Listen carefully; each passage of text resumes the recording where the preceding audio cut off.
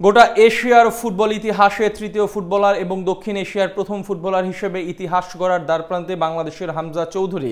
এদেশের কোটি কোটি ফুটবল ভক্তরা যা কখনো কল্পনাই করেননি, এবার তেমন এক রেকর্ড গড়তে যাচ্ছেন লেস্টার সিটির এই ফুটবলার, যার মাধ্যমে স্বপ্ন পূরণ হবে সকলের। এশিয়ার তৃতীয় ফুটবলার হিসেবে কি এমন ইতিহাস গড়তে যাচ্ছেন হামজা চৌধুরী, সেটাই জানবো রিপোর্টে। ইংলিশ প্রিমিয়ার লিগে খেলা কোনো ফুটবলার খেলবেন বাংলাদেশের জার্সি গায়ে। একটা সময় এমনটাই ভাবা ছিল এক কাল্পনিক গল্পের মতো, কিন্তু একজন হামজা চৌধুরী এসে সেই সব কিছু বাস্তব করে দেখিয়েছেন। লাল সবুজের সাধারণ মানুষকে গর্ব করার মতো একটা উপলক্ষ এনে দিয়েছেন। এখন আমরা দক্ষিণ এশিয়ার একমাত্র ফুটবল প্রেমী হিসেবে বলতেই পারি আমাদের একজন ফুটবলার ইংলিশ প্রিমিয়ার লিগে খেলা কোনো দলের হয়ে মাঠ মাতাচ্ছেন। সেই গর্ব করার মতো বিষয়ের পাশাপাশি আরো এক ইতিহাস বয়ে আনছেন হামজা চৌধুরী।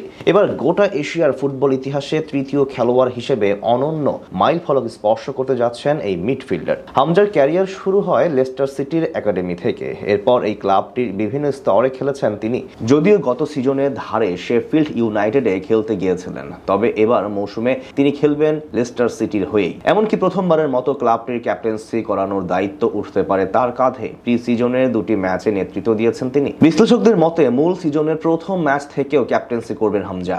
সেটা হলে এশিয়ার তৃতীয় ফুটবলার হিসেবে ইংলিশ প্রিমিয়ার লিগে খেলা কোনো দলকে নেতৃত্ব দেওয়ার মতো ইতিহাস গড়বেন তিনি। 2005 সালে ম্যানচেস্টার ইউনাইটেডের জার্সিতে পার্ক জি সুং ছিলেন এক ব্যতিক্রমী নাম। খেলোয়াড়ি দক্ষতার পাশাপাশি মাঠে নেতৃত্ব দেওয়ার গুণে তিনি হয়ে ওঠেন এশিয়ার প্রথম প্রিমিয়ার লিগ ক্যাপ্টেন।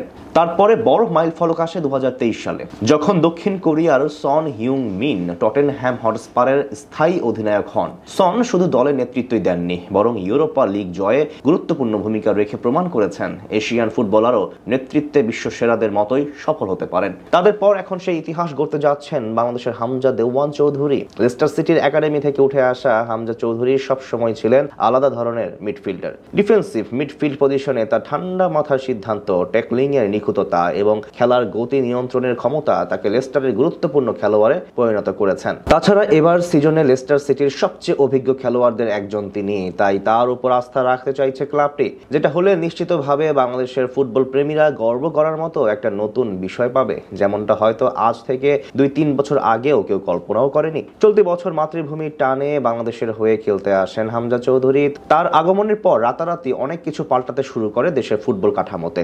গোটা এশিয়ার মধ্যে অন্যতম বড় নাম এখন তিনি।